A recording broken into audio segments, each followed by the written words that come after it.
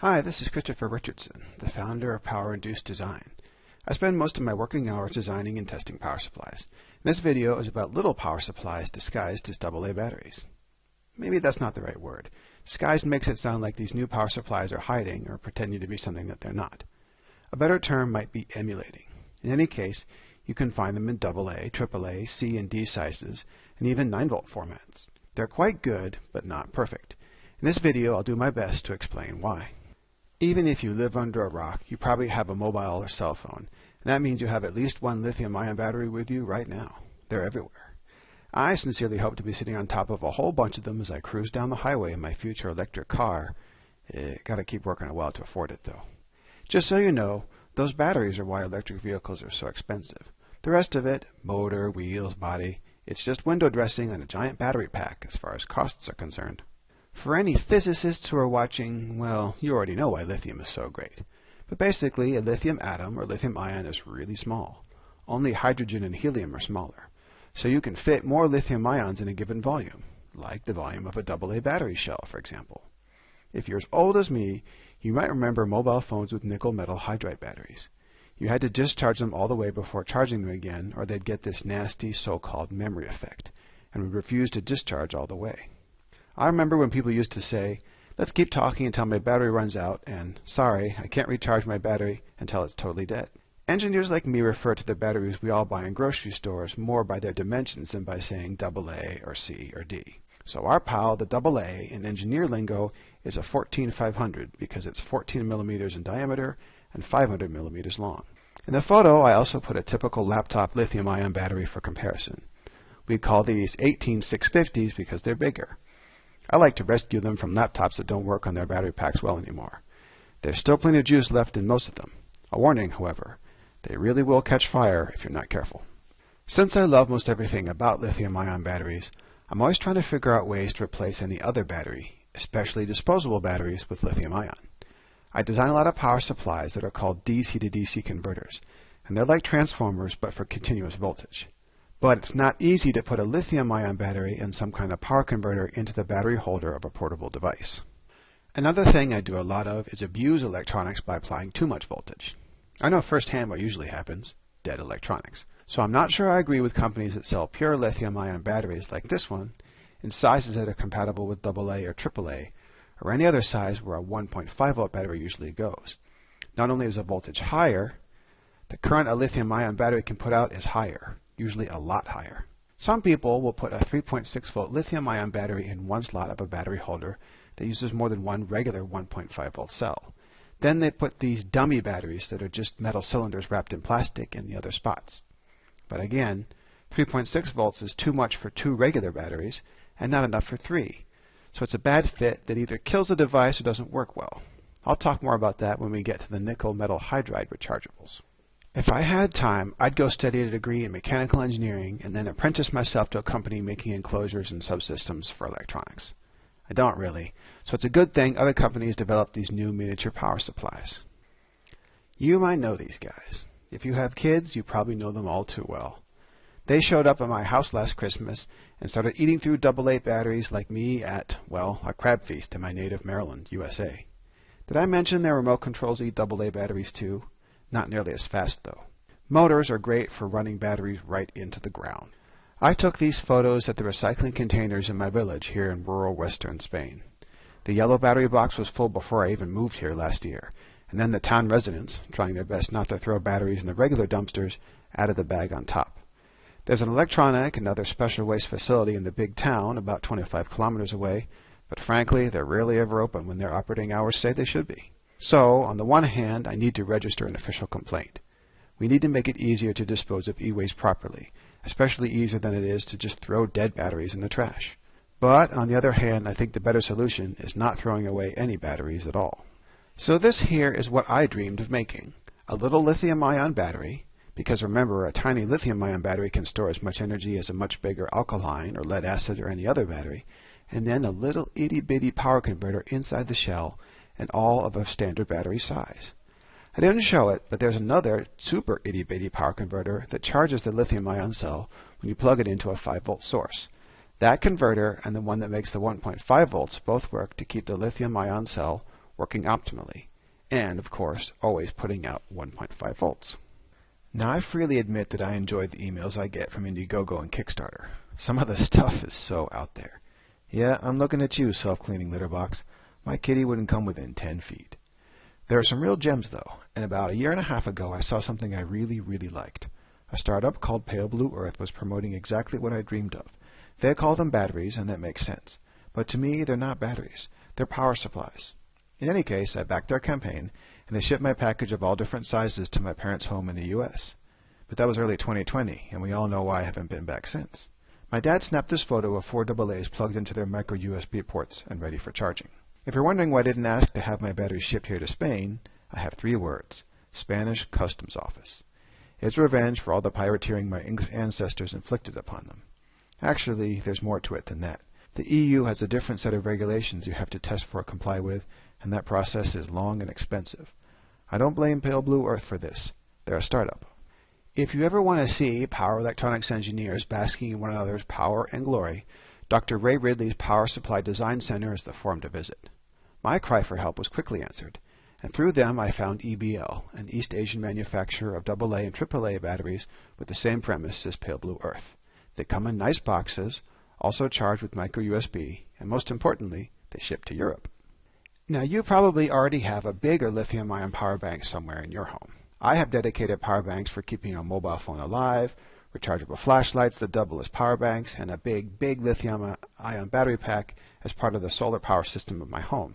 Like Tesla's Powerwall, but not as elegant looking. In each case, each of these cylinders that look like batteries are essentially a power supply with a battery inside, essentially a small power bank. Here are the small micro USB ports that they charge through. By the way, those 4 AAAs are powering my TI-92 calculator. It's been with me since my days at Virginia Tech. It ate quite a few AAA batteries over the years, and hopefully these are the last set that I'll ever buy for it. The basic buck converter looks like this. These 2 switches, the MOSFET and diode, are what give this type of power converter the name switching regulator. They turn on and off and feed a nearly square wave into the inductor. Here's a capture from an oscilloscope showing a buck converter operating. The inductor and the capacitor filter the square wave into a lower voltage. Its average value is equal to almost anything you want as long as that's lower than the input voltage. 1.5 volts is always lower than a pure lithium-ion cell's voltage. Note that the wiggles on the output voltage coincide with the switching. That's the output ripple and noise, and as you'll see later, it's the biggest drawback to a switching regulator for these new battery emulators, and in fact for most applications. For my part, I'm still really impressed that Pale Blue Earth and EBL managed to stuff all this circuitry into such a small space. I would not say that being an electronics engineer has dampened my enthusiasm for electronics. I still love electronics. I just know all the ways they can go wrong. Nonetheless, everything to an engineer is always pros and cons.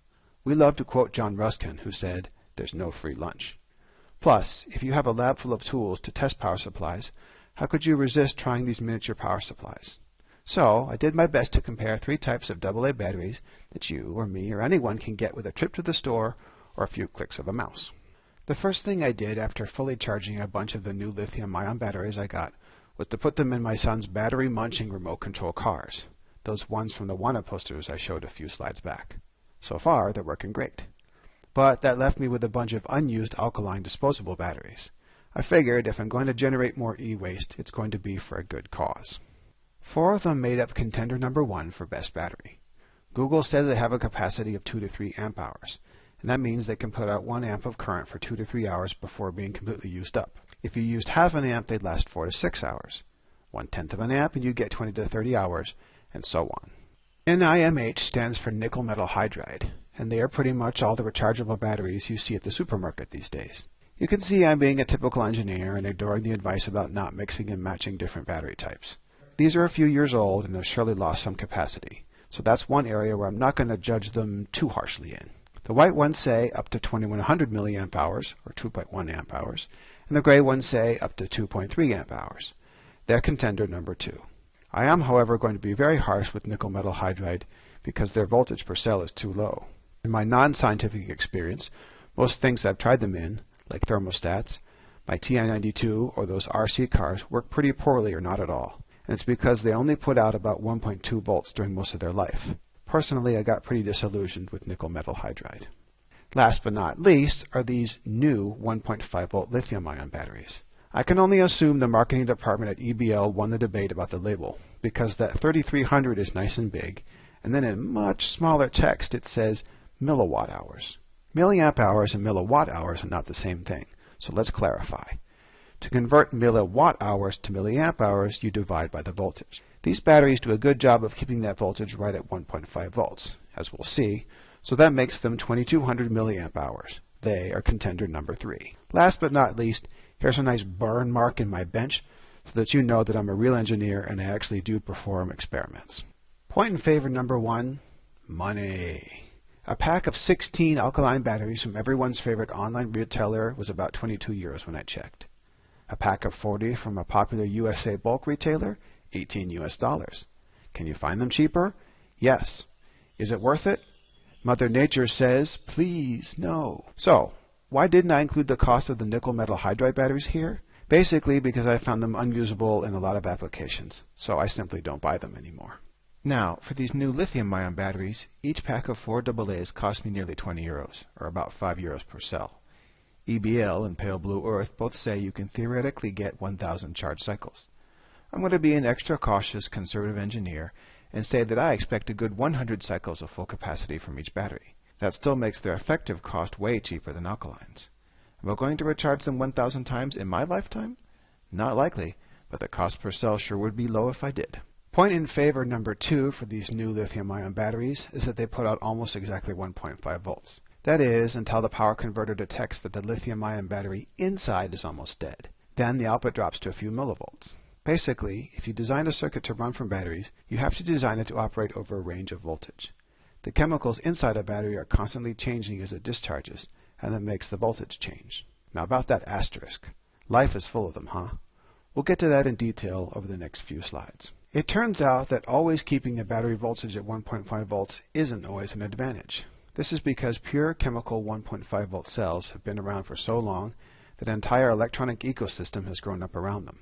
They're kind of like one of those volcanic vents on the seafloor. A lot of battery-powered devices need that drop in cell voltage to warn the user their batteries are close to dead.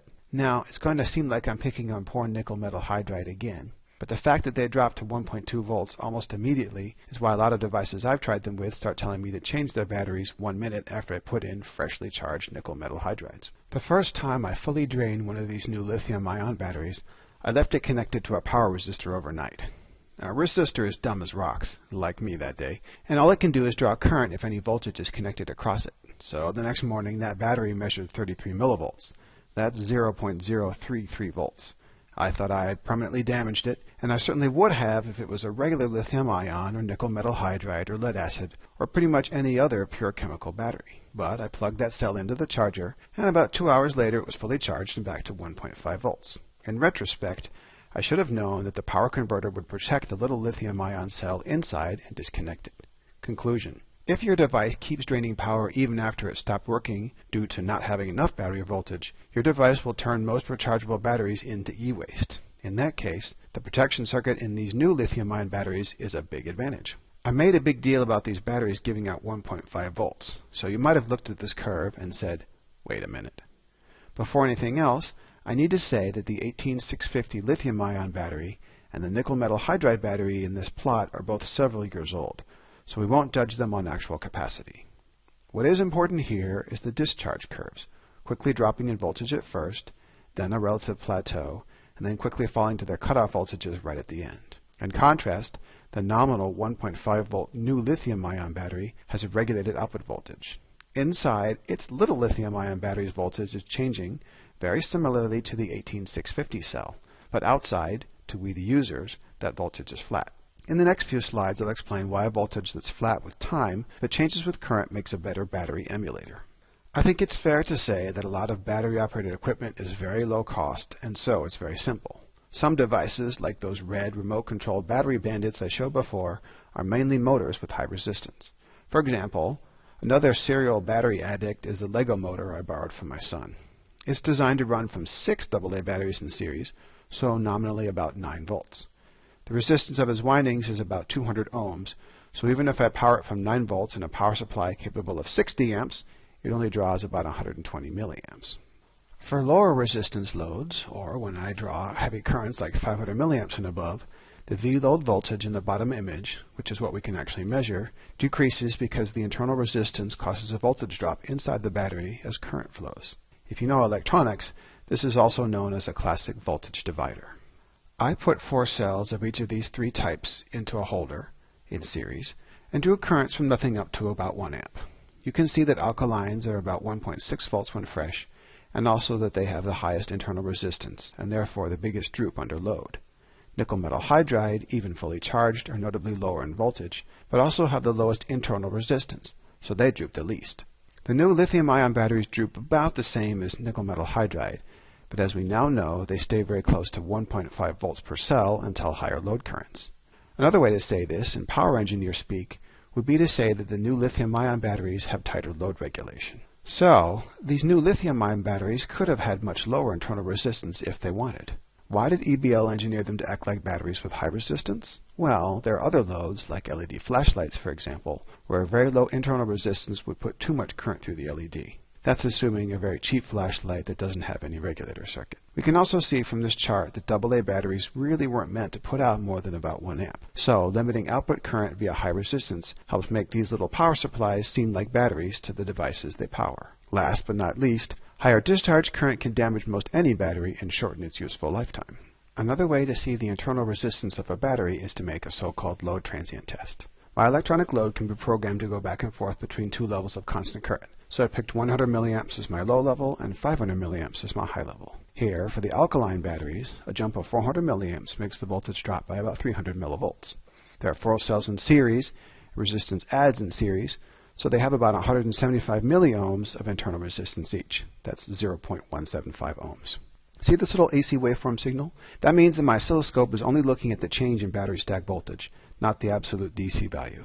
That helps compare the different battery voltage types fairly, even though their total DC voltages are different. When I run the same test with the nickel metal hydride batteries, the big difference is a change in voltage. It's about 1/3 lower, and that's because this type of battery has lower internal resistance. Notice also that the change in voltage almost looks like a mirror reflection of the change in current. That's because a pure chemical battery, be it alkaline, nickel, lithium, or other types, has a nearly pure resistance at its output. This is the first slide so far in my presentation where the new lithium-ion devices look like power supplies and not just another type of battery. Their internal resistance dominates, and it's quite close to that of an alkaline battery. But see this little wiggle? It's called an overshoot. That indicates that an actual power supply is working inside. The power supply has a control loop whose job is to keep the output voltage regulated, though it has to pretend to be a battery, and hence that big jump in voltage. The big point against these new batteries is actually their electrical noise. And the other big thing that we can see here on this slide is all this fuzz. This is the electrical noise caused by a switching regulator. Just to be clear, I haven't heard even the faintest of audible noise from these new lithium-ion batteries. And trust me, plenty of power supplies do make audible noise. In any case, the higher the output current, the more noise there is. And these 2 current levels make that very clear. Pure chemical batteries are very, very quiet electrically. That is perhaps their biggest advantage. So, the question then becomes, is this noise a genuine problem?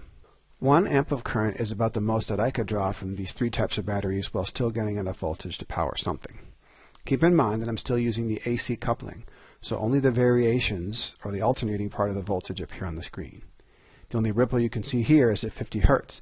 That's the noise from the oscilloscope itself and the 50 Hz electrical grid, since it uses an AC to DC power supply and the voltage probes are connected to earth. You can see here that 4 alkaline batteries are in fact very, very quiet. I have another device in my lab called a spectrum analyzer that observes signals in the frequency domain. I connected a 4 alkaline battery stack to a 10 ohm power resistor. For these tests, 2 resistors are best because they themselves add almost no noise to the system. In any case, about 6 volts divided by 10 ohms is 0.6 or 600 milliamps, except that the batteries droop when loaded. Still, for alkalines, that's making them work pretty hard. So if they're going to generate EMI, they would do it while putting out 500 to 600 milliamps. This plot here is showing legal limits at the DC outputs of things like electronic laboratory power supplies, which is why I selected it. The limits start at 150 kilohertz, way above the 50 Hz noise. So except for some little blips which come from other noise sources picked up by all the wires, this setup is completely quiet.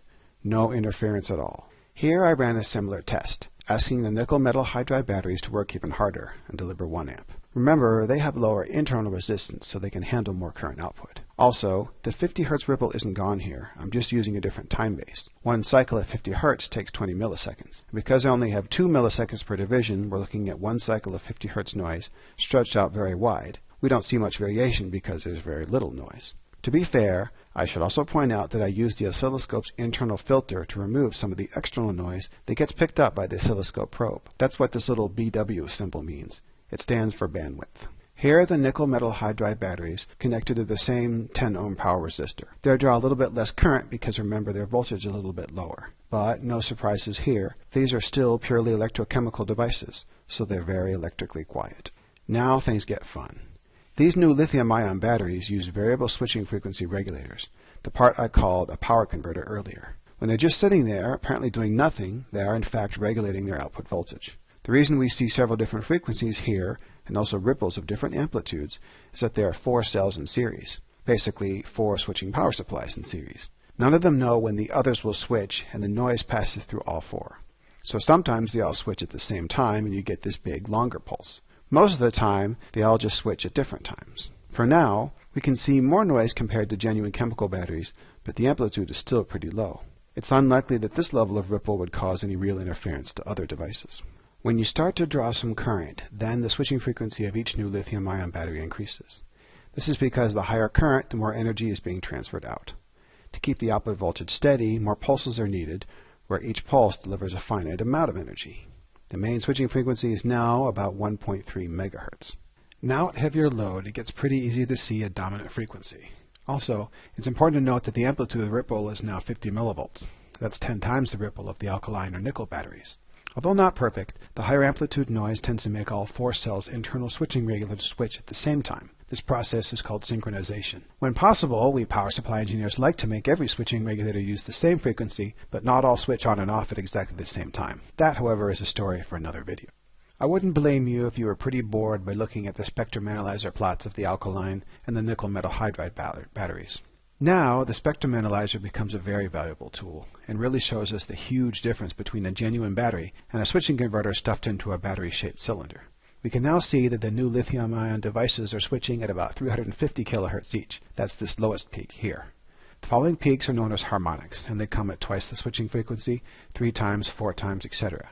If you want to know why these harmonics exist, it's best to look up a certain Frenchman named Joseph Fourier and then get your brain ready for some serious math. Now we're getting into medium to heavy loads, and the switching frequency of each cell has stabilized to where it's easy to see on the oscilloscope. The 4 little switchers self-synchronize almost completely, but because they're pretty much all turning on and off at the same time, the ripple gets bigger and bigger. In this plot, we can clearly see both the ripple here and then the higher frequency spikes.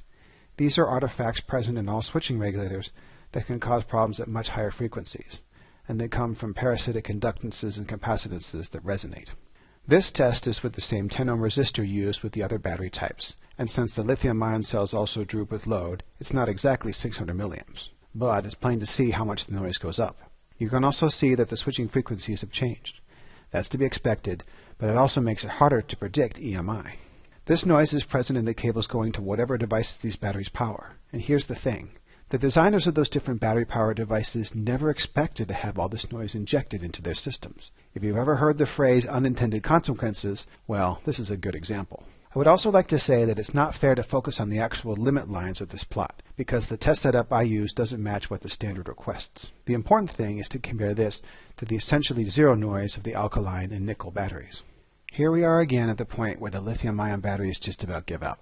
In fact, sometimes their internal protection circuits cut off the output if you quickly turn the load from a low value up to 1 amp. They come right back when you remove the load, and that's a great point in favor of these batteries. On the downside, though, now with 1 amp of output current, the electrical noise is nearly 100 times higher than with the alkaline or the nickel metal hydride batteries. To be fair, if you have a device that needs 1 amp of current for real, none of these batteries are really appropriate. For that much current, a bigger nickel or pure lithium-ion batteries would be much better choices. Trust me when I say that electronics engineers worry a lot about EMI, because we know the products we've designed will have to pass all the applicable legal limits. Taking a new product to the testing lab is a lot like going to the dentist. Not fun, expensive, and you hope you'll be in and out as fast as possible, though you're never truly surprised when it takes forever. But what about the consumers who buy these batteries? Do they care? What about you? Should you care? I think it's fair to say that you or I as consumers only really care if our battery-powered devices stop working with these new lithium-ion batteries. When discussing interference, you'll often hear engineers joke about Uncle Bob's pacemaker stopping. But pacemakers are incredibly robust against electrical noise. It would take an EMP out of the Matrix to stop Uncle Bob. But when I read through the comments and reviews for these batteries, a couple of entries caught my eye. These are reports of real-world interference, also known as undesired operation. I also got an email from Pale Blue Earth warning me not to use their batteries with avalanche beacons. This is a special case because the 457 kilohertz signal is right in the middle of that switching frequency band. These are unintended consequences that you get when you're putting a switching power supply in the place of a chemical battery. As a demonstration of real-world EMI, electromagnetic interference, I've got a clock radio here. I'm going to turn it on. Notice it's 95.4, that's 95.4 megahertz. Everything sounds pretty good. Here I've got 4 of the new lithium-ion battery packs connected in series for about 6 volts, and they're going to go to two 15-ohm resistors in parallel, 7.5 ohms. Right now, nothing's connected. So if I come over here and actually plug it in, drawing about 720 milliamps, and now we hear distortion. So listen as I remove the power. Everything is just fine. Plug in, distortion. That's coming from the electromagnetic noise. What I'm doing here is testing the battery capacity of one of these new lithium-ion cells. So my electronic load is drawing about 500 milliamps, and it's counting how many amp hours I got out. While I do that, I thought I'd also take a look at the electromagnetic noise. My oscilloscope also operates as a spectrum analyzer, something that looks at how much noise there is over frequency. And here we're looking at from 80 megahertz up to 110 megahertz, which is the FM band. If you recall earlier, we saw that at 95.4 megahertz there was a radio station, and we saw interference when we put the antenna of the radio near the batteries. So I'll move this away so you can see. There's the peak, 95.4 megahertz. So it's not particularly strong, but it's definitely there. So now what I did is I took, this is just an FM antenna that came with my AV receiver, and so what I'm going to do is just hold it over here close to the battery and watch. See all that noise? That's the line slowly creeping up, and it's fairly broadband noise, so it's not at any really specific frequencies. What that is the switching noise, the high frequency oscillations. And that's, in the spectrum analyzer world, why we hear the interference, why we stop hearing the radio. At this point, you're likely suspecting that these new lithium-ion batteries are quite good except for the electrical noise.